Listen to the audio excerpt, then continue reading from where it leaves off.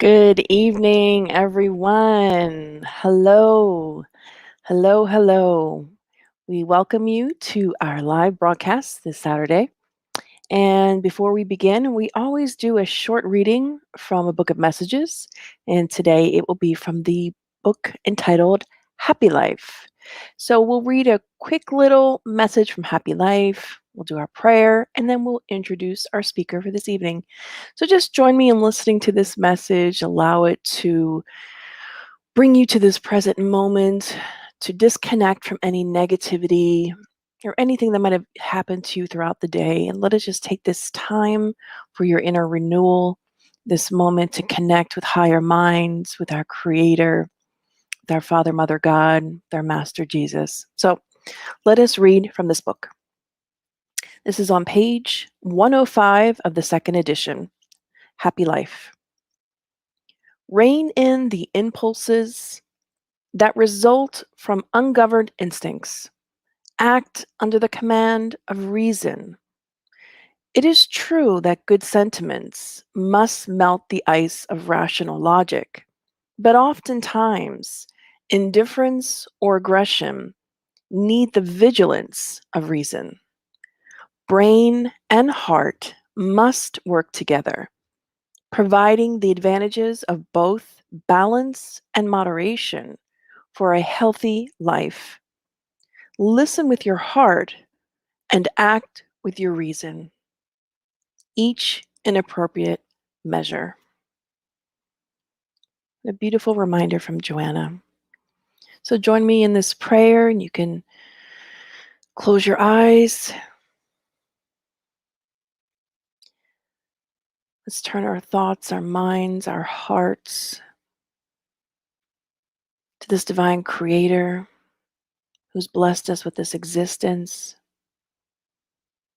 our mentors, our spirit guides, both our individual and from the Spiritist Society of Baltimore, and all of our like-minded friends and those watching this evening. We extend our loving vibrations to each one of us, allowing this moment, this evening, to be a moment where we connect with one another, with our higher purpose. We ask you, dear Creator, good and noble spirit guides, to bless our speaker this evening, and may each one that is listening in both realms of life be able to hear and learn what they must learn, what is most useful to them, helping them back to their balance and to fulfill their purpose in their lives. We pray, dear God, that all those who hear this message this evening find solace and hope in their hearts, especially those who may be suffering or struggling in some way. We thank you in Jesus' name, so be it.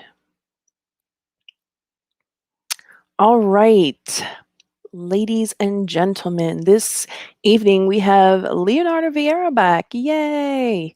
Leo's going to continue his study on the book Dawn of a New Era by the Brazilian Spiritist medium Divaldo Franco, by the spirit Manuel P de Miranda. And in this session, Leo's going to discuss chapters 4 and 5, planning spiritual activities and blessed procedures. We are very anxious to hear about this chapter. It's an amazing book. For those of you who don't have the book, go ahead and run to your laptop or desktop and purchase this book immediately because it's amazing. Leo, please.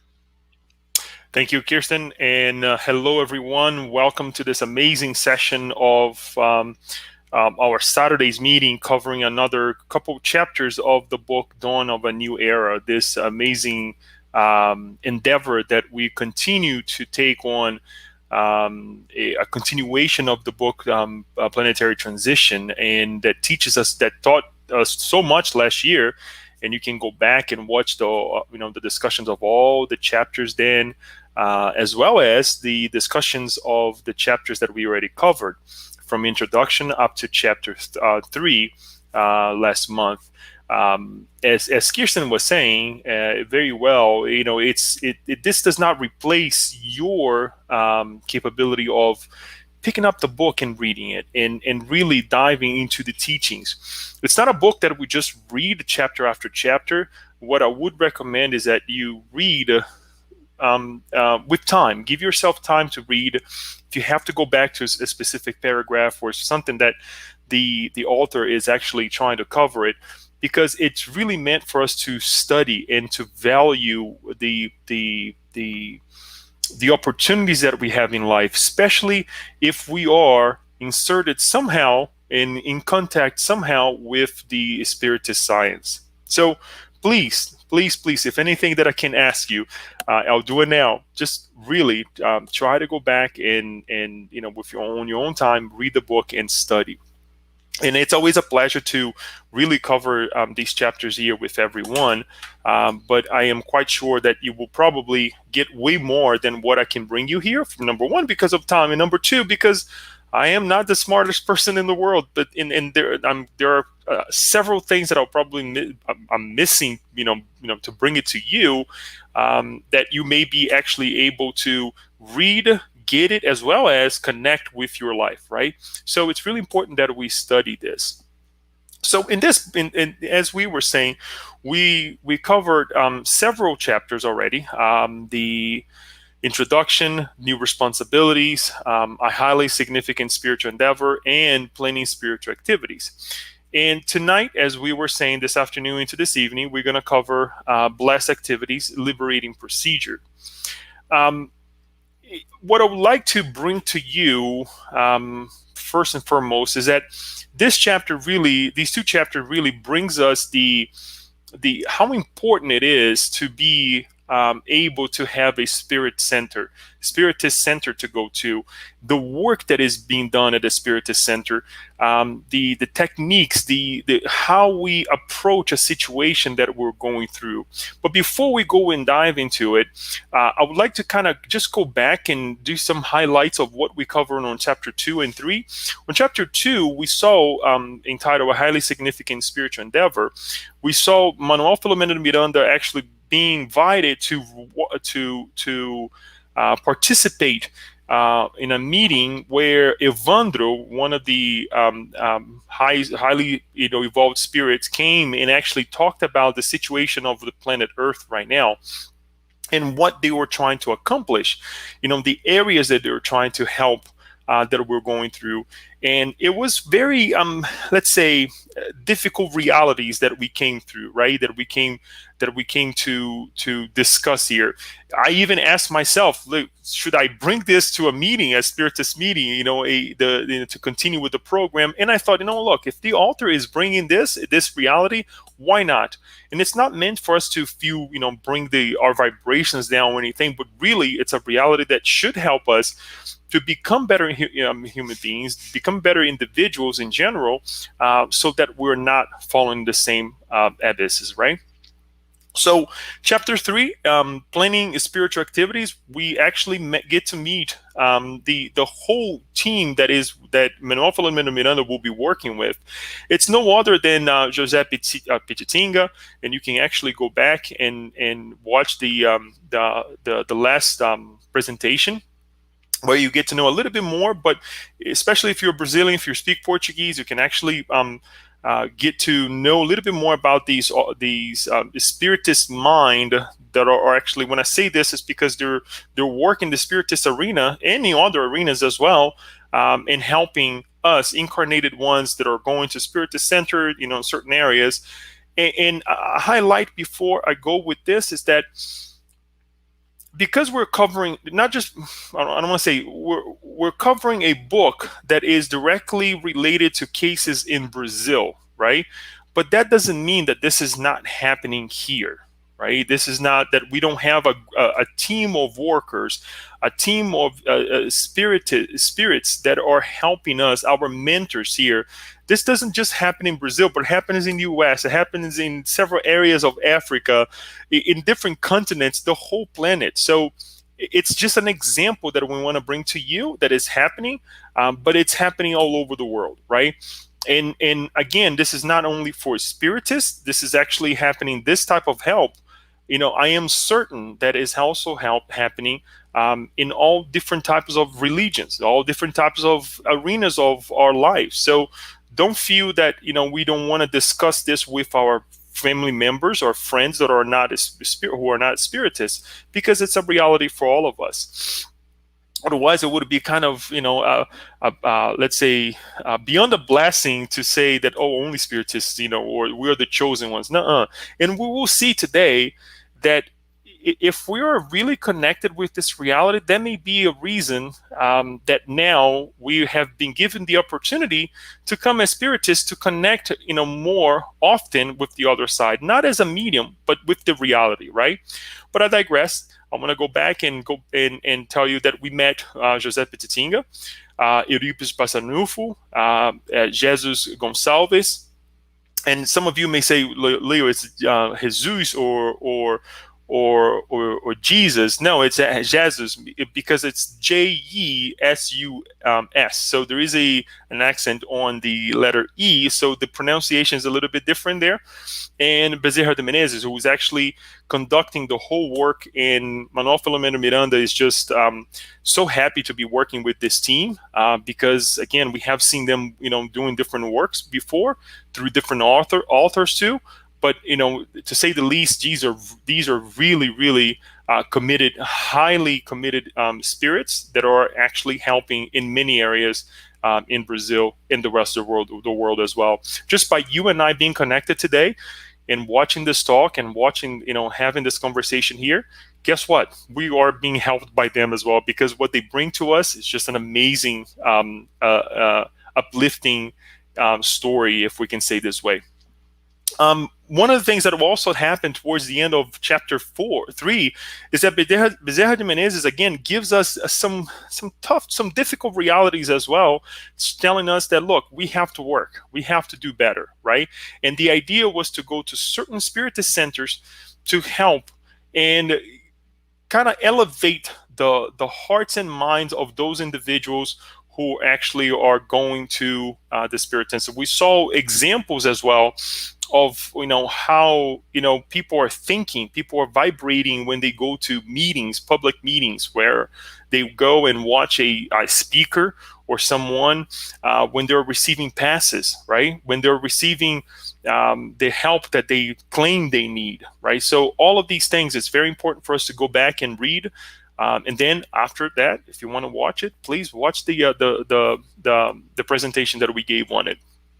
But in what I would like to do, and it was very pertinent that we bring these highlights, because I want to go back to actually the last slide that I brought as a token that Bezerra de Menezes brings to us in terms of what we need to do, what they're trying to do, and obviously what we need to do towards one another. Talking about the compassion that we should have towards one another.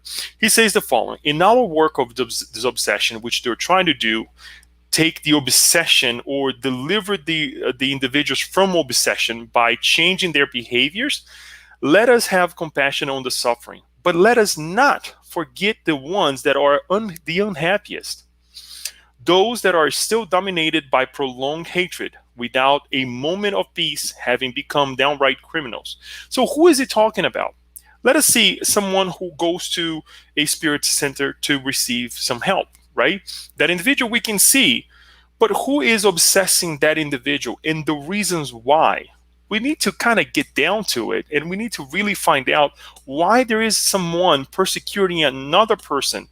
And that this obsession, as we learn through spiritism, can be from incarnate to incarnate, discarnate towards an incarnate towards a discarnate, and vice versa, right? So we know that this idea doesn't just comes from somebody or a spirit obsessing someone who is incarnated. It could be it could happen in many dimensions, but there is a reason for it. If somebody is knocking on our door today, there is a reason for it. And I would like to leave at that. But let's really bring this to our hearts, this idea of compassion, because the treatment, when it happens in a serious spiritist center, is not only for that individual who is there, it's for everyone. And we will see this. As spiritual therapists for our discarnate brothers and sisters, compassion regarding their misfortune has to be a rule that keeps us from tuning in to their anger and cruelty. Even though Jesus was forceful when dealing with hateful spirits, he always had compassion on them. And then we brought this passage of the Gospel according to Spiritism from Michel in Bordeaux, 1862, the Spirit Michel, and it's actually on chapter 13, do not let your left hand know what your right hand is doing, entitled Compassion, right? The item is actually item 17, entitled Compassion. And it's a beautiful passage. I urge you again to also read it. I'm not going to read the whole thing. It's there for us to, this is only serving for us to create a pillar here for what is to come in chapter 4 and chapter 5. But let us never forget this idea of compassion. Um, um, the other highlights that I want to bring, Kirsten talked about this recently as well. Having compassion on ourselves. Making sure that through the studies that we have from Joanna de Angelis, that we have compassion on ourselves, have compassion on one another. First, and also, what I would like to say is that Daniel covered something really important last week, which was the ability that we have with Spiritism to understand that what we're going through right now is not by chance. There is a reason why we are connected, whether in a physical setting, in terms of a family group, perhaps a family setting of work, because sometimes I like to call our family members at work, because we spend a lot of time as well with these individuals, and we don't know the reasons why we are in that location. Perhaps yes, temporarily, but we are there. And the connections that we have spiritually as well, right? Sometimes we live well with the individuals that we live with, in terms of our family, the incarnated family. But we have connections that sometimes there's not, they're sour connection, if we can call it that way. But all of these things helps us understand why we're here, and it also serves as a pillar for us to study what is going to happen, what Manuel Miranda brings to us in these couple of chapters, in the following chapters as well. So let's not lose that out of our sight, right? So, chapter number 4.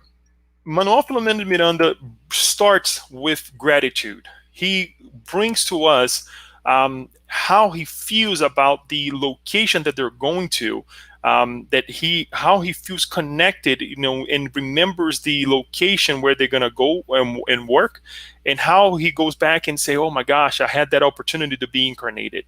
He says the following: as our team approached the noble earthly institution, nature was whispering the angelus, reminding me of the native soil that had served as the birthplace for my last reincarnation. It was a bucolic spot in the state of Bahia. This is the northeast part of Brazil, a small city inhabited by simple, fraternal people who cultivated the prevailing religious belief with respect and spiritual loftiness. That was always a time for silence and prayer when the Blessed Mother of Jesus was invoked, right? The memories took a hold of my entire being, and the sentiment of gratitude for total dedication to the Lord's service filled my heart. Here we can go back and set the tone, right, for ourselves in terms of what we have right now. He goes back and he feels gratitude for the last reincarnation that he had, for so much that he was able to accomplish. And I'm not saying here that we have to be a Manuel Miranda, in no way whatsoever, but at least for us to look what we have right now and really grasp it, the enormous value that this has in our lives, in our eternal life, right? Sometimes we think that we're doing small work, we're not doing, great things, but guess what? The opportunity is in our hands. We can change, we can continue, and perhaps continue as well in the good sense of doing the things that we believe it is correct, the correct things to do, serving one another, being a good father, being a good mother, being a good citizen in the areas where we can apply our capabilities best, right? So it's important for us to go back and really embrace this idea of gratitude that he's trying to bring to us. And it's very interesting, philosophical, the way he brings as he starts every chapter, and sometimes he finishes in that on the same note to uplift us, to give us this look, we are all together on this, and I think it's so inviting for every chapter that he starts that way, that it's just amazing to start, and you want to continue to read the whole book. But then they go to the Spiritist Center, where they will apply the work as we have seen on chapter 3, and start the work there. And you may ask, Leo, I'm kind of going to give some more details of the future that I would be applying the future, but we're going to see here sometimes we think it's small, but the core work that happens in the Spiritist Center, and we think that, okay, how will this help the planet Earth, right? How by helping one individual will help planet Earth? I'll leave that question right now, and hopefully I'm going to try to go back at the end, and I'm going to take note of this so I don't forget. I have actually already 2 elements that I would like to bring at the end as a question, as a reminder. So this is going to be my third one. How can we connect this idea of helping one individual or a group of individuals to the rest of the planet?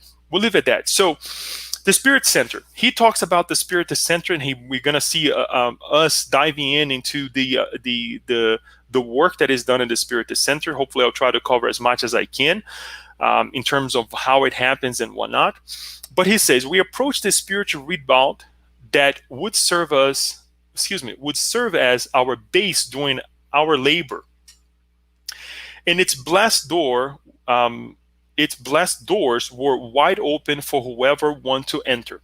This is important for us to remind ourselves that the Spiritist Center is a location that it's not for a few, but for everyone, right? There are certain meetings that they're closed for example, a meeting that is done for treatment for specific individuals, pre-schedule and everything. But in general, for example, a public meeting, a meeting that will allow any individual to receive passes, it's wide open, right? And a laboratory of assistance and sanctuary of love, it received a significant number of visitors from both planes of life, those in search of guidance and peace for the affliction that undermine their moral and physical endurance. And they were assisted by dedicated servants committed to their duties.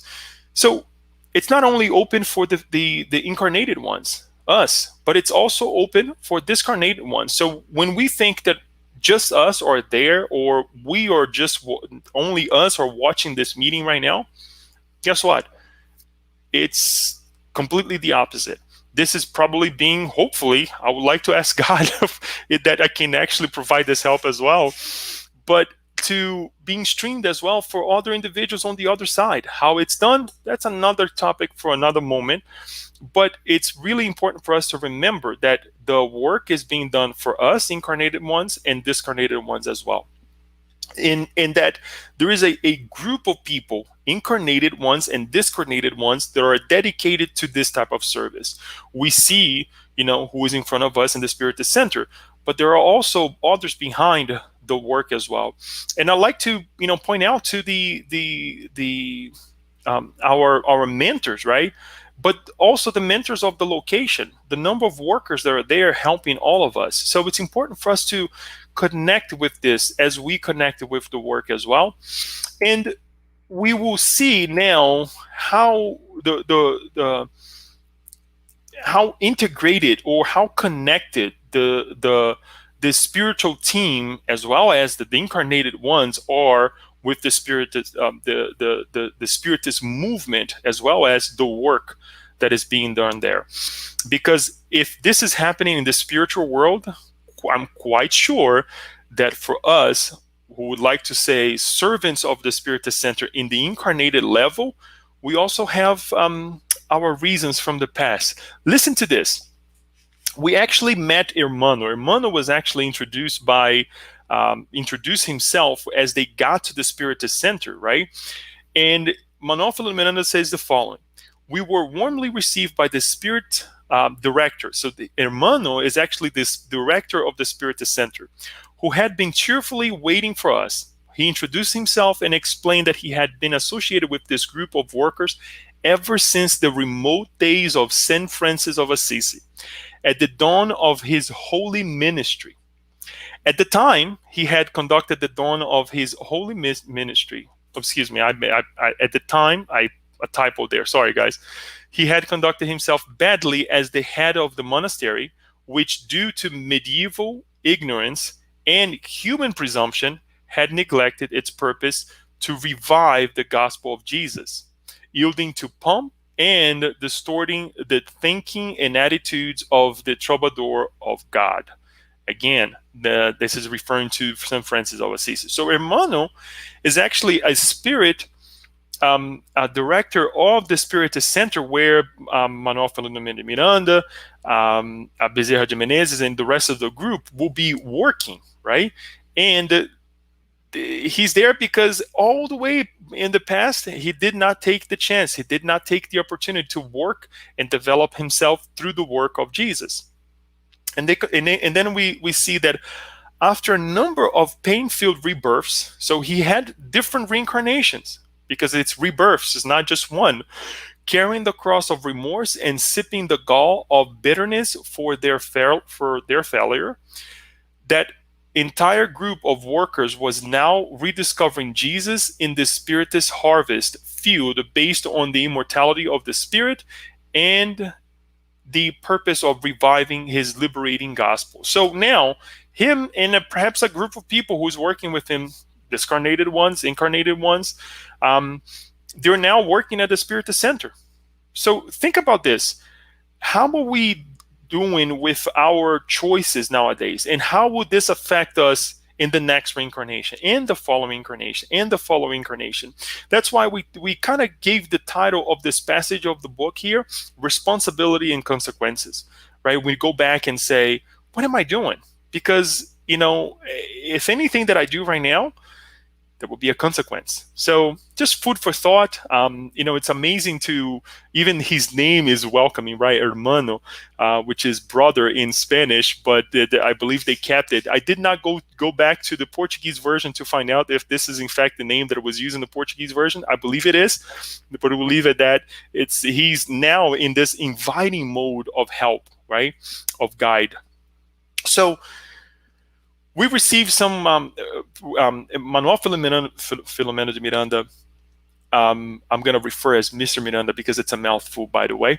Manuel Filomeno de Miranda received some directives, and the rest of the group actually received some directives by Bezerra de Menezes, because the work that they were about to do was going to start about a couple hours later, as they got to the Spiritist Center early. And they were told to kind of take the time to reflect on what they were going to do. But look what happens. It's really interesting, because this may be also an opportunity for us to reflect on what we do with our time, right? Dr. Bezerra de Menezes thanked his new friends for their benevolence and attention, and then excused himself to tell us we had 2 hours in which we could meditate and pray, or we could explore the building to familiarize ourselves with its fraternal services. However, at 8 p.m., we would all have to reconvene, because that was when the work of assisting to hapless spirits from beyond the grave would begin. While the mediumistic ministry was in progress, the physically and spiritually infirm would be assisted in the conference through the study of the text from the Gospel according to Spiritism by Allan Kardec, and through the application of collective passes. So, in other words, they had 2 hours in their hand, and then 2 hours later they would start the program at the Spiritist Center, where a lecture would be given, well, I shouldn't say lecture, a talk like we also do at the Spirit Society of Baltimore on the day of treatment, that we read a passage of a book, or we discuss a passage of a book, that a message that is uplifting, obviously, and then we receive the passes much the same way, and much the same way it works in other different in Spiritist Center. Their layouts may be a little bit different, but the idea is the same. And Mr. Miranda says the following: I used those 2 hours to recall the endeavors of my last existence, and to joyfully realize how a spirit benefactors work without humans, even being aware of it. They do not expect any gratitude whatsoever, but work continuously for the good of others and the moral progress of society. So here we see that he's actually connecting with higher minds in the spiritual realm, and telling us that perhaps what if were to do the same thing? What if we were to connect with higher minds when we are in distress, or praying, or preparing ourselves for something that we're going to do, even our day-to-day work, right? He says the following: when such a spiritual system becomes better understand in conscious exchange of energies between the inhabitants of the two planes, incarnates will spare themselves many ills. Hence, I recalled the usefulness of mental control and uplifting ideas, while avoiding pessimism, complaining, and irritability. Through such lofty behaviors, the incarnate spirit frees itself from the cocoon of its misery, and develops the ability to fly physically towards the blissful regions that awaits us all someday. So, mindfulness, being in the moment, making sure that we connect with the higher minds, right? Making sure that, okay, now I have so many minutes of my life. What can I do to better connect with the higher minds? But let's move on. They come in contact with the activity. As you can see here, we have somebody who's giving the talk, as we mentioned, and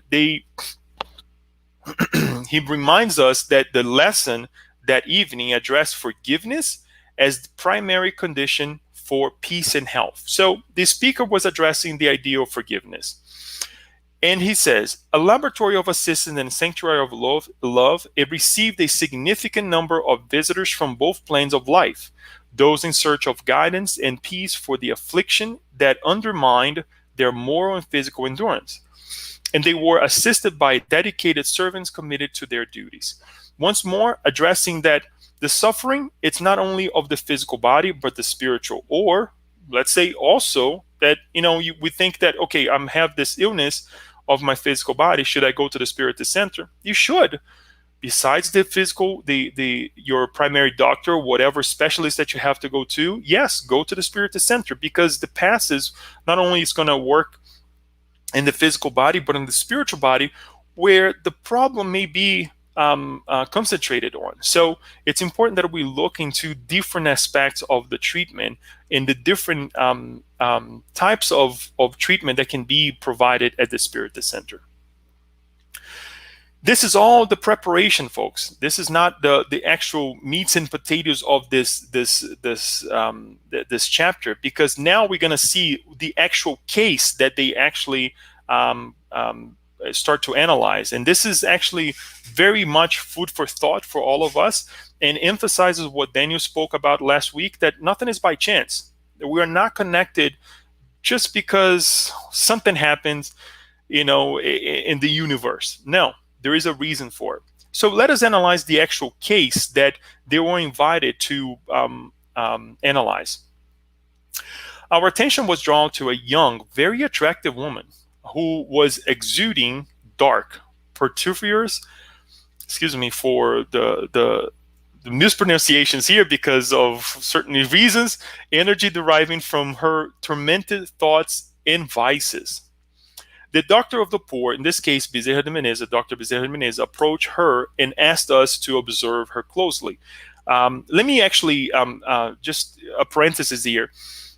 Dr. Bezerra de Menezes is actually known in Brazil as the doctor of the poor because of his dedication for people in Brazil who had very little condition to survive. He really dedicated his life and did a lot for individuals who did not have the means to even pay for food. So he is very known in Brazil as the doctor of the poor. Just so we understand when we are Mr. Miranda is actually addressing him this way.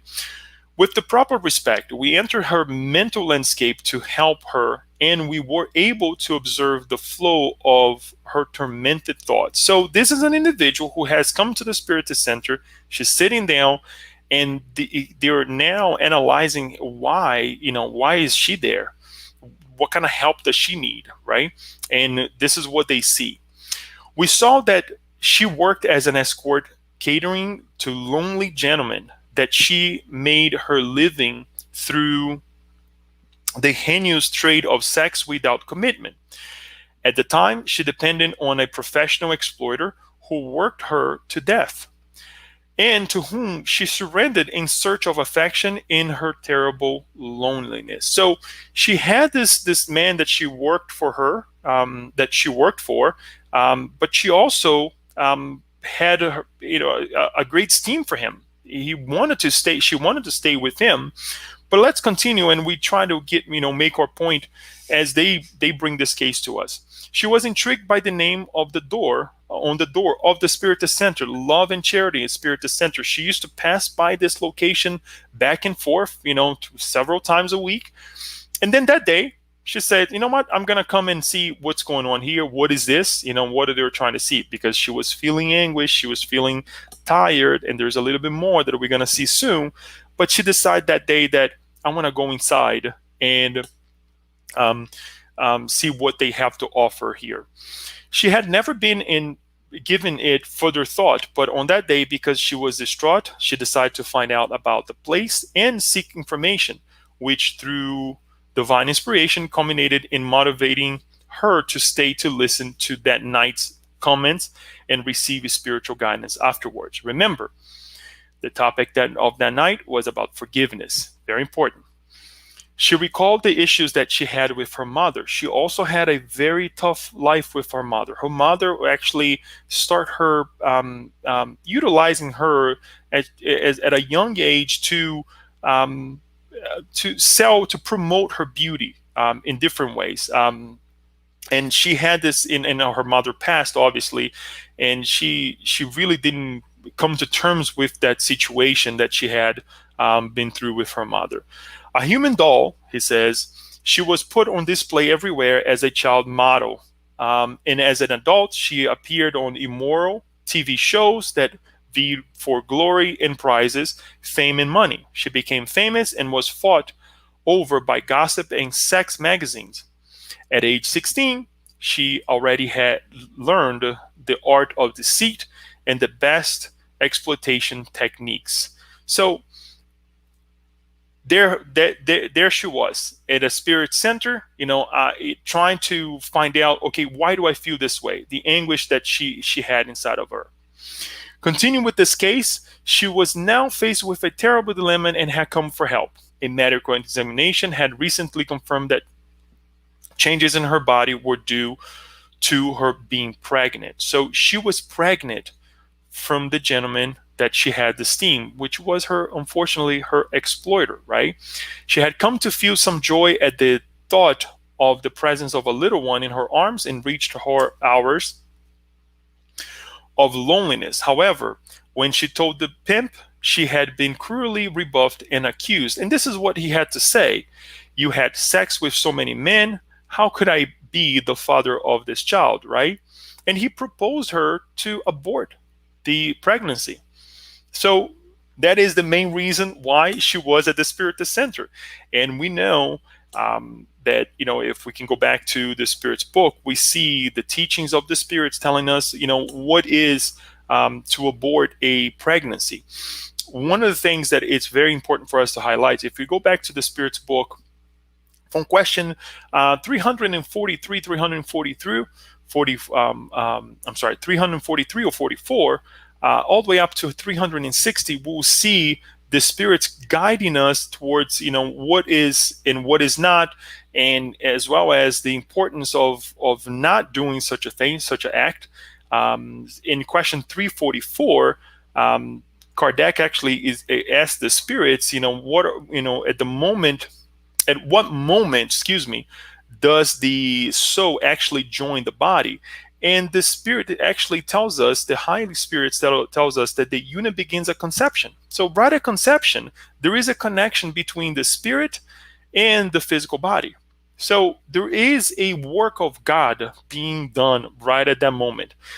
The act of sex, the communion, in whether it is in certain situations, unfortunate, with an individual that does not respect that act or not, is still an act that is for our reproduction, our better, for us to get better, right? But it's unfortunately not being seen that way. And it is with this in mind that we want to highlight also another question of the Spirit's book. It's question 880, in which Kardec asks the following question: which is the first of all the natural rights of humans? And I would like to highlight this by repeating it. Which is the first of all the natural rights of humans? And the Spirit says the following: the right to stay alive. The right to stay alive. That is why no one has the right to assault a fellow human being's life or to do anything that may compromise his or her corporeal existence. So, if at the moment of conception there is a connection between the physical body and the spirit, anything that happens after that may compromise that existence is not in conjunction with what we're learning in terms of the right to stay alive. We live at that. There's much more for us to dive in. There are several talks about this, but we want to make sure that we highlighted this as well, because if this is the case that we're studying, we have to bring some light into it and make sure that we understand the severity of it, right? In a good way. And when I say severity, it's because it's alarming, it's important, and we should educate ourselves. And then, going back to the case, she listened to the lecture while thinking about abortion. So throughout the whole time, she was thinking about this. And again, the lecturer was addressing forgiveness. Our mentor surprised us by informing us that the reincarnating spirit was no other than her mother. So the mother that she had left, that she was thinking about it, was now the child that she was carrying in her womb. So you can only imagine the severity of the case now as it gets worse, right? That this is her own mother that is now reincarnating through her, right? And we're gonna see a little bit more later on. Upon awakening in the afterlife, this is the mother now. She had been taken with anguish as she watched her daughter go down the dark corridors of moral self-destruction. She realized that she was partly responsible, and she hated herself for it. She was cruelly tormented by regret and guilt, and such feelings were drawing her to the young woman, seeing her so vulnerable and abandoned. Meanwhile, she had also run into the ignominious discarnate enemy who was robbing her daughter of her vital energy. So there's more. There's more, often making her feel burned out, exhausted, unable to see any meaning in life. However, since no one is really alone or abandoned, her spirit guide was making every effort to help her. And just as she was passing by the Spiritist Center, now going back to the young lady, he had inspired her to go in and get help, which made her change the course of her activities for that night. So now we have not only the young lady at the Spiritist Center, but also the incarnating spirit, who was no other than her mother that passed years ago, right? So we can see the gist of the whole thing that we're analyzing. But we may think, is there more? Yes, there is more to this case, right? Dr. Bezerra de Menezes applied dispersive passes to her crown chakra and brow.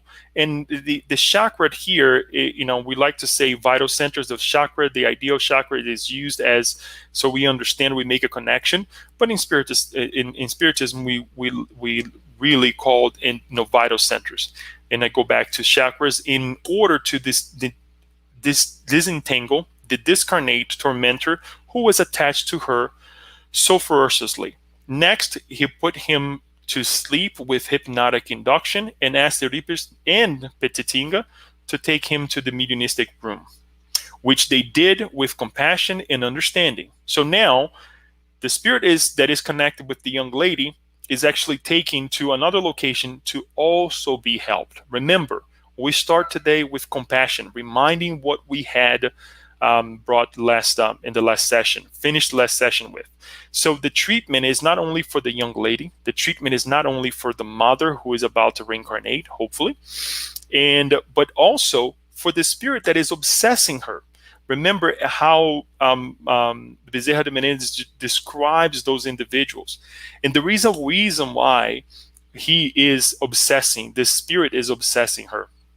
Next, he asks Jesus to remain at the woman's side and watch over her before taking her to the fraternal assistance department. Then he and I headed for the disobsession meeting. So the one meeting is happening right over here in one room, right? And the other meeting simultaneously is about to start in another room. So we have the public meeting where individuals are watching the meeting, watching the paying attention to what is brought by the speaker, and in another room, in another location that the Spiritist Center, there is the work of the disobsession working happening with the mediums, with the counselors that we're going to see soon. But I just want to make sure that we don't get lost on what's happening in this treatment over here. And then we jump into what's going to happen next with these individuals, which is the liberating procedure that happens in a Spiritist center, in a mediumistic meeting. And it's important to say that not necessarily that these mediumistic these treatments happen only on the day of a mediumistic meeting. It can happen at any time, because the work, as we have seen by Mr. Miranda, happens even without our physical help. So it's important that we also give value to all the different activities that we have at a Spiritist Center. If not, I would like to say any and every useful activity that we have in our homes, that we have at work, that we have anywhere we go, liberating procedures happens everywhere, right? So the mediumistic work, how does it work? We're going to go through quite a bit, and then we're going to stop to make some comments. But it's important that we get the large portion of what's happening in order for us to make a comment here. The lecture was coming to an end, and it was time for the collective passes, when the discarnate benefactors will apply wholesome energies to those in need. So the whole thing is happening, and they're gonna go ahead and now start the passes, right? The passes is this transfusion of bioenergy that we like to say that it can be, most of the time, is mixed. Some energy comes from the pass giver, someone who is applying the passes, as well as in most cases, in all the cases, it's also coming from the higher spirituality that is helping that individual, that is helping in that house as well, in that Spiritist center. So, and it can be as well that it's only the spiritual bioenergy that is being applied. But in many cases is a combination of the past giver, who is well prepared, who is well intentioned, as well as with the spirit guides as well. As the sound system played a soft melody, qualified mediums took their position in their aisles between the rows of seats, and while verbal and mental vibrations were emitted by the lecturer in a peaceful, well-modulated voice, beneficial energies were imparted to all those who were predisposed to receiving them. This gives me, that feeling of nostalgic feeling of, when can we go back to the Spiritist Center, right? But don't be alarmed, because this also happens when we are in our homes. This also happens when we are well-intentioned. We can receive the passes while we are through this pandemic right now. The spirits, they know about these things. So it's only fair to say that as higher minds, right, with more equipped, with more knowledge as they are, they know about this, and they also they also deliver to us the treatment that perhaps we may be asking for, we may be praying for. So don't be alarmed. Even though, yes, I also miss the Spiritist Center, it's happening right now with all of us. Upon entering the mediumistic room, we found the work in full swing. This is now the mediumistic work. Through psychophony, two suffering spirits were expressing their anguish, the despair that had followed them after physical death. They were being caroling, assisted through the psychotherapy of the Spiritist counselors in enlightening words, while Hermano contributed to simultaneously with his own vibrations too. So we can see that the work is a collective work. With remarkable patience, each counselor assisted by spirit cooperators by bioenergy, use bioenergy to dissipate the heavy burden of afflictions, causing the visitor's anguish to diminish so they could receive verbal assistance. Removed from the mediums and feeling much better than before, the two spirits entered into a hypnotic torpor and were placed on stretchers for later removal to a proper spirit colony for support. And we can see a picture here of how it's done. Not necessarily it is the same setup for every spiritist center, for every mediumistic meeting, but it's just an illustration for us to get an understanding on how it works. Benefactor Emmanuel had led the meeting composed of 20 incarnate brothers and sisters, including 3 psychophonic mediums, 2 psychographic mediums, 3 counselors, 2 past givers, and 10 other supporting members who mentally contributed part of the spiritual fluids necessary for the endeavor's success. So there you have it, a huge team of people working to the benefit of others, right? To connect with higher minds, to through the higher minds deliver the assistance that they were working together to do so. So it's not enough to say that we can never do this work by ourselves. We can never think that, okay, I can go ahead and give passes by myself. I can do this, I can do that. It should be a collective work. There should be preparation before, and there should be watchfulness as well, the doing and the after these meetings as well. So a huge highlight of our life and how we connect with the Spiritist Center, correct? Before the meeting, Dr. Bezerra had asked Hermano for permission to assist the spirit enemy of the tormented young woman who was in the adjacent room for the passes. So here it is, guys. Here we have a high order spirit as Bezerra de Menezes going to the director of the Spiritist Center and saying, "Can I help? Can I do this?" Right? The hierarchy here is completely different. The level of respect for the work is of none that we can see here on planet Earth. Just because we have a high moral elevated spirit, that doesn't mean he can go to any spirit to center, any location, say, "I'm going to do this." No, he asks permission. And it's one of the beautiful lessons that I get from this chapter, because when I read it, I was like, wait a minute, Dr. Bezerra de Menezes, someone who here on Earth, on the last reincarnation, did so much. He goes to the spirit doctor, to the spirit to center a guide or the person responsible there, and he asks permission. It's a beautiful thing, right? It's a different level of respect that perhaps we need to highlight a little bit more in our lives in order for us to implement the same thing here, right? Just because we have a specific title or condition in our lives, that doesn't mean we can just do whatever we want. There is order in the universe, and there should be order in our lives as well. Just a highlight that I found very interesting for all of us. But let's continue with what happened with this spirit now. This is the spirit that is actually being treated, that was connected with the young lady. There is a connection that happens with the spirit as well as the medium, right? And Celestina, this very dedicated medium who had gained the respect and affection of the mentor for her unparalleled dedication to working for the good, as well as her conscientious preparation as a medium. So she was consciously always preparing for the service, right? She receives this suffering spirit.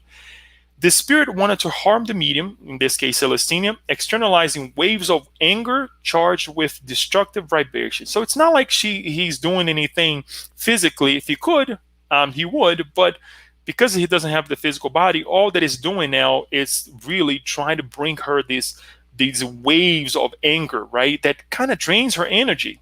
There should be preparation on this, and we can watch different talks about this. We can perhaps explore this in different on another moment, but just for us to understand. And he tried to free himself from the perispiritual magnetic connection that held him with the medium. So they start a conversation with this spirit, right, to understand what's going on. What's the reason why this is happening? Strongly inspired by Dr. Bezerra Marcelo, an experienced counselor, responded with kindness and clarity. A highlight here, folks: a counselor is someone who talks to the spirit, right? Who goes in as the spirit is received by the medium. Now we have a counselor, someone who talks to the spirit.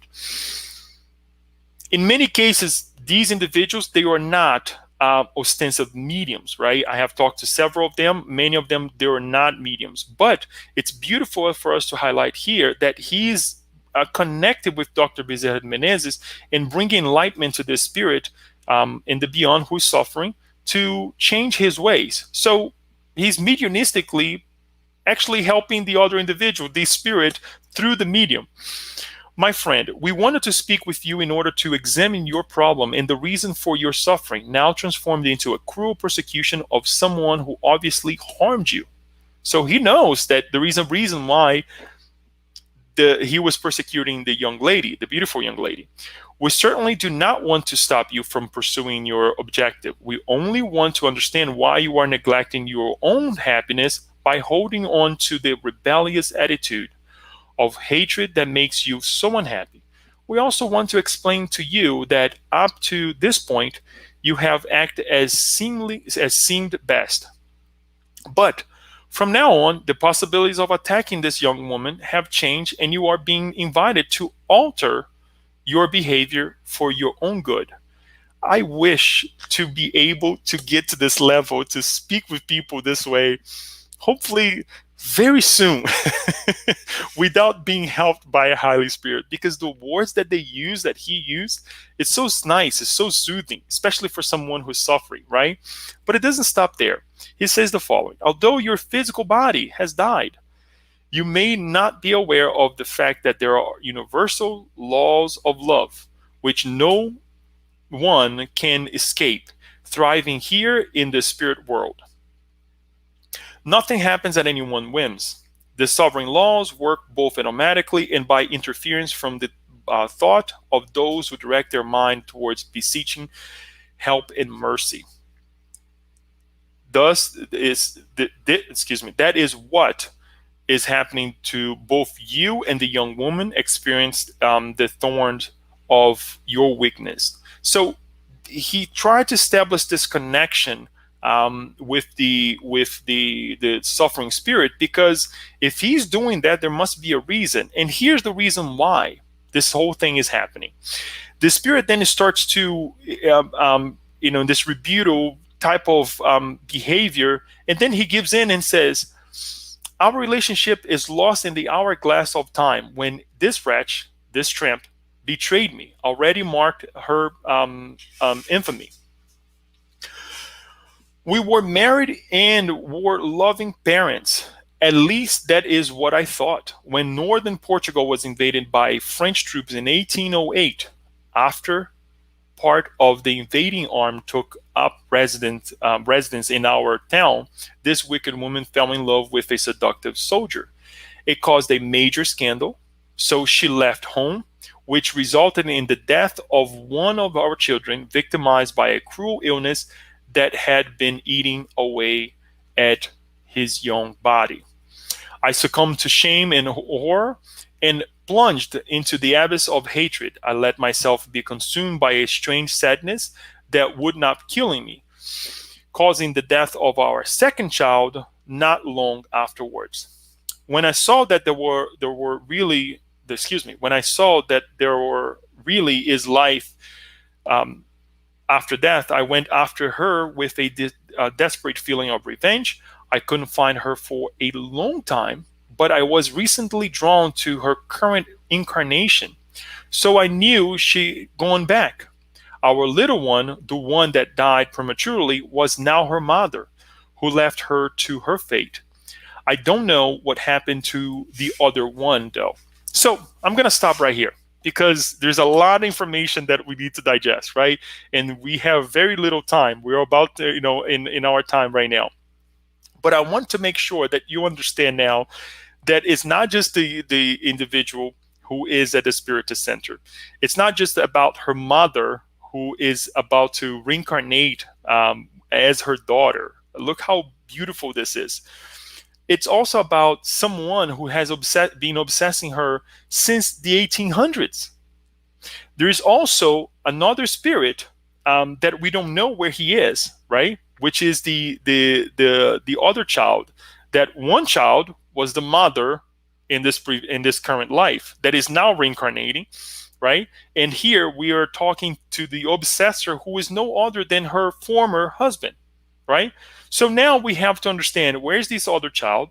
Where is also the man that she fell in love with, right? But this is for the future. I just want to highlight this because we think that sometimes the things that we're going through is by chance, that we have been chosen by whatever star to suffer, right? And we are doomed to, unhappiness. No, there are reasons for it, and there are consequences to our acts. But there is also choices, right? There are choices that we can make, just like she did, listening to her mentor saying, go into the Spiritist Center, receive some help, face the issues that we have to face, change our vibrations, and then perhaps things will get better, right? And then here are the advices that are given to this suffering spirit. It's very important for us to pay attention to this as well, as much as hopefully we have paid attention to the whole thing, because here's the reasons why we are going through this. The divine laws are not applied as undue charges, but as mechanism for rehabilitation and rebalancing. So when we read the third part of the Spirit's book, that we learn about the divine laws, right? They're not meant to make us unhappy, to make us mad, but to serve as guidance, to serve as a rehabilitation mode for us to get out of the issues that we have seen in the past. Of course, the madness perpetrated by her is very serious, but that doesn't give you the right to extract justice, because yours is a capricious criterion full of resentment that is driving you to insane revenge. God doesn't need your help to make sure the laws of love are respected.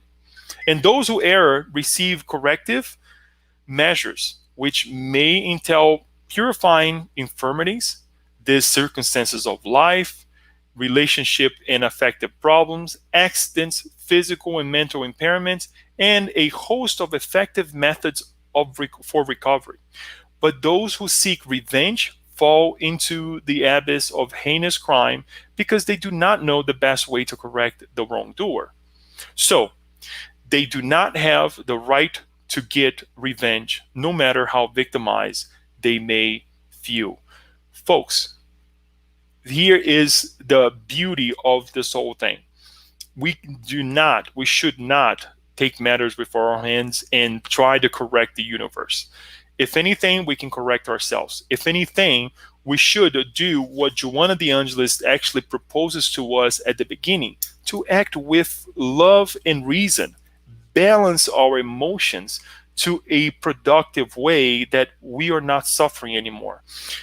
Of course, we will feel sad. Of course, we will feel the difficulties of that life brings to us. Naturally, that doesn't mean we're not going to suffer. However, we're being invited for us to change our behaviors, for us to change on how we see what we, with good eyes, what we have caused in the past. Actually, what torments you, and he finalizes, is not hatred, but your ignorance about the divine laws. Much like this, I think we have already mentioned this. When you go to a intersection and you see a light, or we see a stop sign, that stop sign was not placed there to make us mad or to bring us unhappiness. No, but to guide us. Look, if you don't stop here, not only are you going to hurt yourself, but you may be hurting others as well. And the consequences of hurting you is grave, and the consequences of hurting other people is much worse, right? So the sign is there. Stop, think, and we can change this into our lives. What are our limitations? What are the stop signs? What is creating commotion in our lives because we don't feel well, we don't connect well, that we can stop and look as a stop sign, right? So keep that in mind, and let us look at the divine laws in with different eyes. At this point, what happens was that this spirit was taking to, he kind of gives in, he kind of really softens after the conversation, and he asks, okay, what's going to happen to me now, right? I want to change. I don't want this burden with me anymore, right? Please take care of me. And he's told that he's going to be taken to a location for further treatment, right? And they go back to the young lady that was in the other location, the Spiritist Center, and they kind of give her some guidance as well to change her thoughts about the actual um, um, taking away the life of the spirit or aborting the child that she was expecting. That in this case, it's always good to highlight that it was actually her previous mother. So it's important that that both sides get to receive the help that they need, as Bezerra de Menezes highlights in chapter 3, actually, at the end of chapter 3, with the idea of compassion, right? So they're both helped, not only them too, but everyone else that is connected with this case. So we covered one thing, which was to make a connection with what Joanna de Angelis mentioned to us in the chapter that we read, that Kirsten read on Happy Life. For us to change our ways, right? To bring reason and bring our hearts to our lives, really balance it out. Let's not act on under our impulses that we're making more masses in our lives, right? That's number one. Number two, it's important for us to really connect with the environment that we have, in all the opportunities that we have in our lives. And number three, as we were promising earlier today, how is helping one individual at the Spiritist Center, right, is helping the universe. Think of this, as we just discovered here, is that one individual is not by himself, whether incarnate or discarnate. There is a connection. There is a group of other spirits that, if that spirit feels better or does something good in their lives, it changes the whole environment of other individuals as well, incarnated one and discarnated ones. So the work is small, folks. Yes, it is small in the sense that we think that, oh, it may be just one person, but we go back and see that we are rescuing something from the 1800s. So if we're in a mess now, well, it's only pertinent to say that it's a consequence of what happened perhaps 200 years ago, right? Is it bad? Is it, well, it's a reality. We can give any tone to it or whatnot, but we need to face reality, and we need to do the best that we can with our hands right now. So when we think that, oh my gosh, this pandemic is not taking us anywhere, hang in there. I feel the same way sometimes. I feel that sometimes we're not moving, but we want the silver bullet, like we say, right? And we want the changes like yesterday. Well, it's not going to happen that way. We don't go from summer all the way to winter, or winter to summer. There is something in between. There is something in between that kind of gives us the alert. It's coming, guys. It's coming. From summer, fall, and then winter, right? And then from winter, we have spring. That sometimes the winter lingers a little bit, but then it comes summer. So changes are very slow. And this is the work of our Master Jesus in our lives. It's not something that's going to change overnight, but it should be something that will have a strong foundation, that once we start dealing with our impulses in a more elevated way, we'll perhaps err less. I know we cover a lot of things. Chapter 4, we saw the gratitude. We talk about the Spiritist Center, responsibility and consequences, the directives, right? The activity, the case that we learn so much from, and obviously the main issue that we are dealing with here It's that she really, this young lady that we feel, that we look at and say, oh, she's so pretty, why is she going through this? Well, there is a reason for it. Now, I'm not saying that pretty people go has to, suffer. I'm not saying that, but it's, or this type of, that type of person should go through this or not. But the things that we go through, it's actually for a reason. And then chapter 5, the mediumistic work, how beautiful it is. The counselors, they are also mediums, right? Unconscious medium, if we can say that way. The connection between the spirit and the medium, conversations with the spirit, as well as the reason for the persecution, and this beautiful advice that we received. My time is up, folks. I would like to go ahead and listen and hear from you what you have to say. We'll try to respond and to answer as many questions as we can. And I'd like to bring Kirsten to connect with you, connect with all of us, so we can go through some of the questions. Thank you. Thank you, Leo. Wow, what chapters? I mean, wow.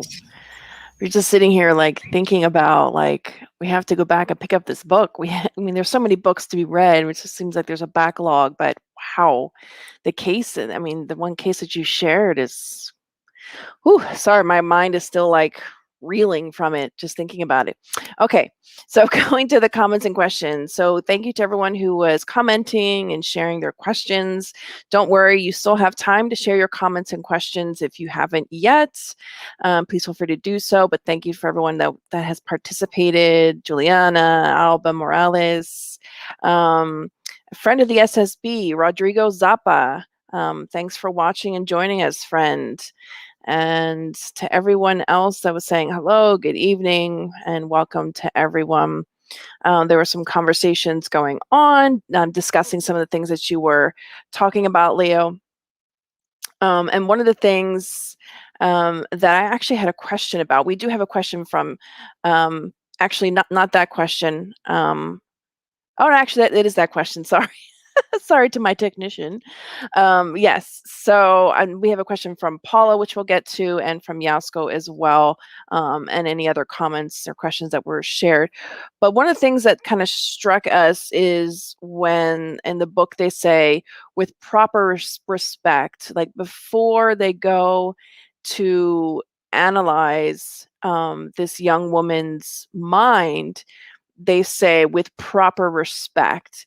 So I wanted to know, like, does that mean I mean, it was interesting that they specifically put that there, because oftentimes people sometimes fear like, oh my gosh, can spirits hear my thoughts? Can they see? Like it's an invasion. But we like that they said with proper respect. I wanted to know if you could expand on that, or what do you take away from that, or if they elaborate somewhere else, or have they mentioned that before somewhere in the book? Maybe I missed it. No, they don't. They don't elaborate too much on it. But what you said is all true. All the above is true. It is true that spirits, they do hear our thoughts. They do listen to what we're doing. They do watch what we're doing. But it depends on how the frequencies of vibrations, right? So in other words, if I'm vibrating in a negative way, whatever I'm thinking, whatever, guess what? I'm going to connect with like-minded spirits, like-hearted spirit as well, right? And they're going to see what I'm going to do, what I'm doing. They're going to connect with me. So much so, the example that I give is that her former husband, who's now her obsessor, lost contact with her, and then all of a sudden he connects with her somehow. Why? Because of the things that she was doing, right?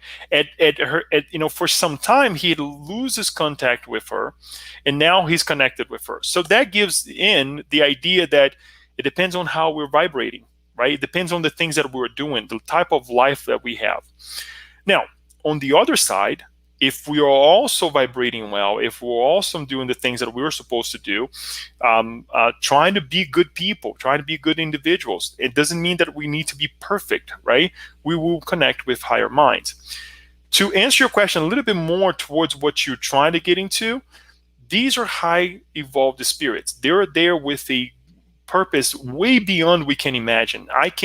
We worked at the Spiritist Center, we do things at the Spiritist Center, but my level of responsibility for the work is very minuscule, compared to these higher minds. in other books by Andrea Luiz, perhaps we'll be able to see a little bit more of Andrea Luiz explaining what is this purpose, which is to really help, right? The purpose is Mm. to dedicate themselves to a higher cause. And only God knows how much does Dr. Bezerra de Menezes knows about the case before he goes into it. I doubt to say that he knows about it. He knows this case. He has pre-studied this case before he goes into it, because the effectiveness of his results is not of a chance. In other words, when you let us bring to our world right now, for a company to be effective, and I'm going to bring into the business world, which is what I deal with, what I study. A company to be effective, what do they need to do? They need to study the threats that they have, the competitors, the other, their surroundings, their customers. They need to know their product. They need to know what they can offer in order for them to be effective. These spirits, they act the same way. They act in such a way that before they go in, they have studied, they have done their preliminary work very diligently in order for them to be effective and helpful as well. So the respect that they bring here is not only for that individual, but the whole, group of spirits that they're helping. So yes, they're way beyond of what we can imagine in terms of respect. They're not there to do trivial things. They're there to really work at the core of the problem, to dissipate the issue and to help these people move on. I hope that helps.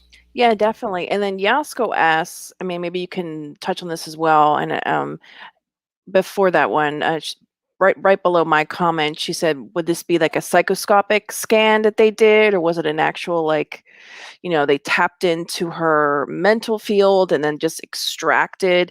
I guess because recently we've been talking about the Psychoscope and things like that. And I know Chris as well was saying in the comments he was wondering the same thing. So since a couple of us were wondering if you had any thoughts on it, maybe you could share. Yes, for sure. I mean, this really connected with what we've been studying. For those who does not know, we're actually studying on Sundays, every other Sunday, and one of the Andrea Luiz's book that talks about the Psychoscope, which is this let's say machine that allows the spirits in the spirit world analyze the thoughts, the feelings of those individuals who are working at the mediumistic meeting.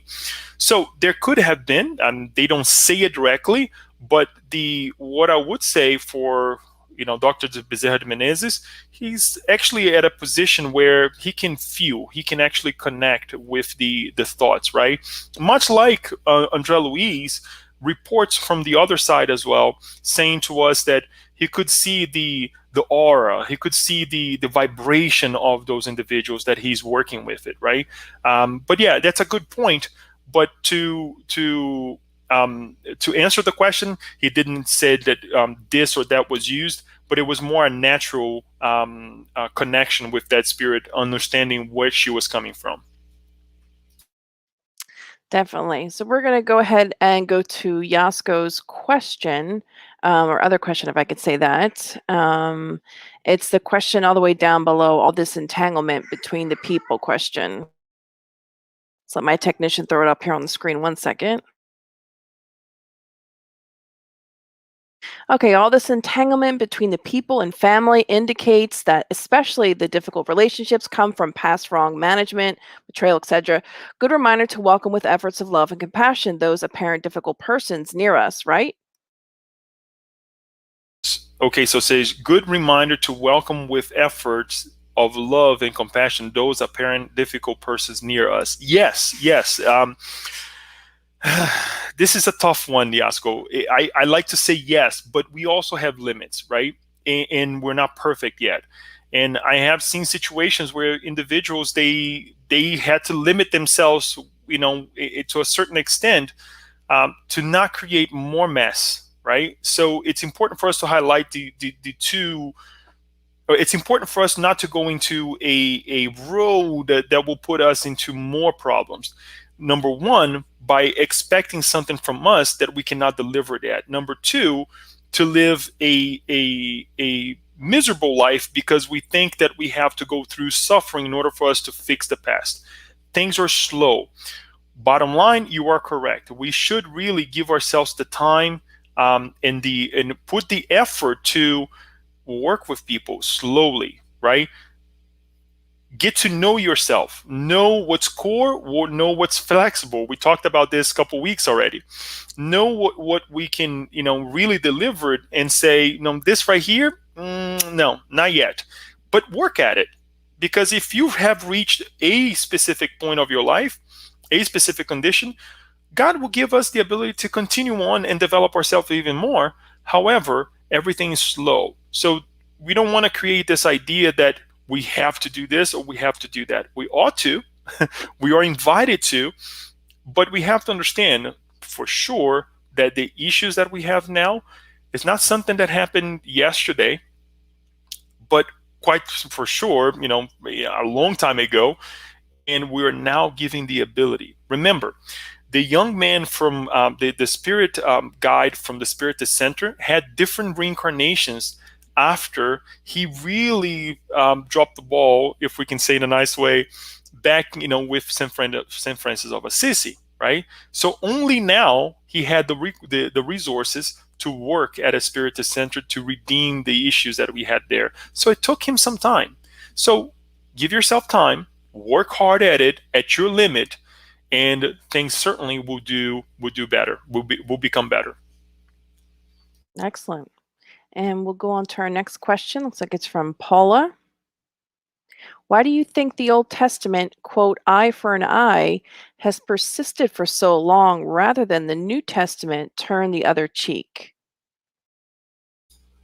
Our connection with our primitive being, our primitive ideals, right? Where we're vibrating in a more animal-like way than more of a human being. It's not that we're gonna throw away our instincts, because when we're really educating ourselves, our instincts in the future will be of love, of guidance, of compassion. It's going to be our instincts, our second nature will be these things, will be the more moral ideals. But unfortunately, we're still vibrating the same way, where we nowadays, to a large extent, we don't think of taking the life of someone, but we drain the life of someone by robbing not the life or the items of the personal belongings of an individual, but we are unfortunately still taking the energy, robbing the energy of other individuals, right? So what I'm trying to say here, that we're yes, we're still in a very unfortunate state, but it's better than we were before, right? And there is a long road before we go into this next level of loving everyone as we love ourselves, not giving the cheek, to which is a level I understand, and I'm glad that you brought this here. But the level beyond that, why would I give my cheek if the other person is well intended as well as I'm well intended? I don't have to give my cheek for the second blow, right? So what I'm trying to say here, there will be levels, and yes, we're still vibrating in the eye for an eye, but there will come a time, and these are the signs of the planet of regeneration, that the tiredness of feeling unhappy, the tiredness of doing the same thing over and over and over and not coming to a better result will come, and it's going to tell us enough is enough. I'm tired of this. We're tired of this. Let us reset, and hopefully that will be the outcome of a new beginning for all of us. But I'm glad that you point this out, because yes, I agree, we need to make some drastic changes. But remember, the drastic changes will still take some time. But hang in there. We're seeing results of this. Thanks for the question. Hopefully it helps. Yeah, that's great. And we have another question from Cristiano Pedro. It seems to me that our planet is a kind of copy of the spiritual world, and more, the discarnated ones of the spiritual worlds are just like us, but disconnected momentaneously to matter issues. Is that right? Very correct. So think of this. Think of the population of the world right now that is incarnated. The population of the world incarnated is a third of the population of spirits, the total spirit number of spirits that are connected with planet Earth. So and this is information that Emmanuel brings to us. So the way we're vibrating here, okay, is exactly the way the psychosphere of the world is vibrating right now. How we are all vibrating right now. So there are 2/3 discarnating, vibrating in a way that, quite frankly, we're vibrating the same way. In terms of being a copy of the spirit world, it's very true as well, because the level of moral and intellectual development is pretty much the same. Where we see some variations of some spirits are a little bit more, elevated morally and intellectually. A lot of them are very much intellectually evolved, but very little yet evolved morally. But give it or take, they're about the same, right? We're making connections in different ways. But yes, it's important that you highlight this copy of the spiritual world. But I go beyond as I start explaining or bringing the answer, just to say that the vibrational field or moral vibration of the planet is still very dense, and this is what you and I, all of us, need to change. Hoping that tomorrow we can help one another to elevate ourselves in a much higher pace and a much faster pace. Besides the technology that is going very fast, we also need to see an improvement, a fast improvement or faster improvement in the moral development of our planet too. So I hope that helps. Thanks, Leo. And the last question looks like we have is from Paula again. Wouldn't teaching conflict resolution skills at home, school, and work make a dent in these unconscious, repetitive patterns as well as healthy doses of forgiveness and gratitude? Only you, Paula, to ask me these questions. And I would like to close with a very interesting case that I saw happening right before my eyes this week. I deal with the public. For many of you know that I work at a financial institution, so I see all kinds of things. But it was interesting that the location that I work has a little lobby where people can sit, wait, to be helped by the individuals at the financial center that I work. And this mother comes in with two boys, who seem to be around, maybe 3 and 2 or 4 and 3, that age. The second child didn't speak very well, the younger one. But as they sat down, and that when I say the speaking, it just because that kind of gives us the age. Maybe he was almost to be 3 yet. I don't know. In any case, they sat down on the sofa. She told them to sit down, and I'm gonna go ahead and take care of what I have to take care of it. And they did. And I believe they had a phone with them. I wasn't paying attention at the time. And the mother went to do whatever she had to do. So the older brother, let us call, for whatever reason, decides to hit his brother 3 times. And that was exactly the time that I kind of, brought my head up and I looked at them, because they were being not loud, but just kind of like talking between themselves, and hits the brother 3 times in the head. Pow, pow, pow. So I'm like, oh my God. It was really like striking for me as well. I'm like, poor little boy, he doesn't even know how to defend himself. And he started mumbling towards his brother, right? Toward his older brother. And kind of like saying, please don't do that. Or why did you do that, right? So the mother comes, and I'm thinking, well, now the mother is going to go ahead and, really put him in his place.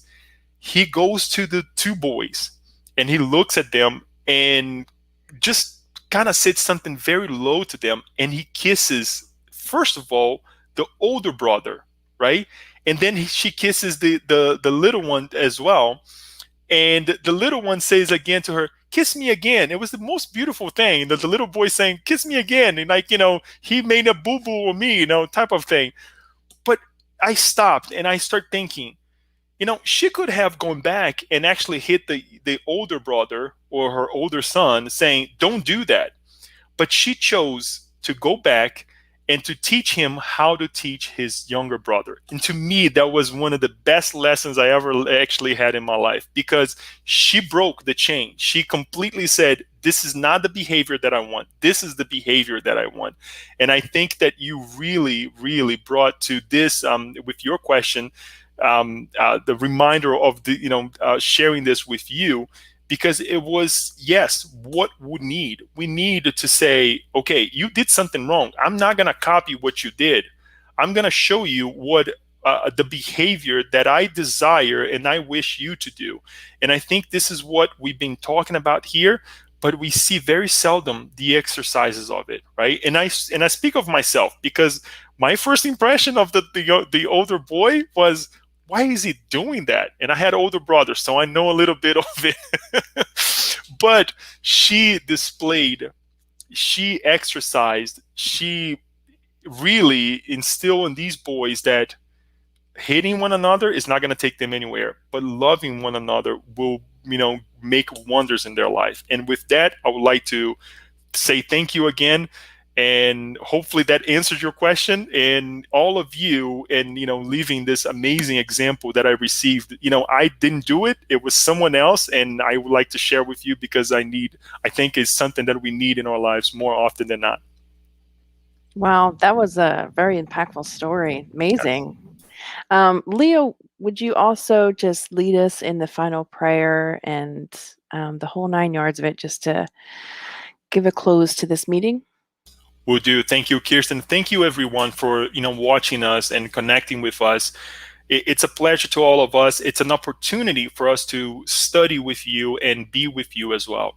So thanks for your time, because we have choices, and it's always important for us to remember that and to continue in this amazing behavior. On that note, we would like to ask our dear Creator for guide us to really help us exercise the teachings that we have received here, to look within ourselves and bring out the best of us, to diminish the old man, the old instincts, and always look for our Master Jesus as the true example, the guide and model in our lives and in the lives of others.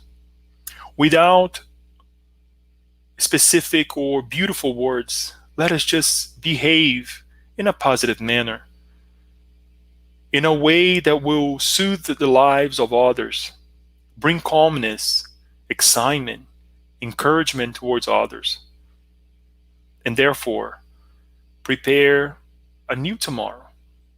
A new tomorrow that can start with our different choices, more elevated choices that we can make now.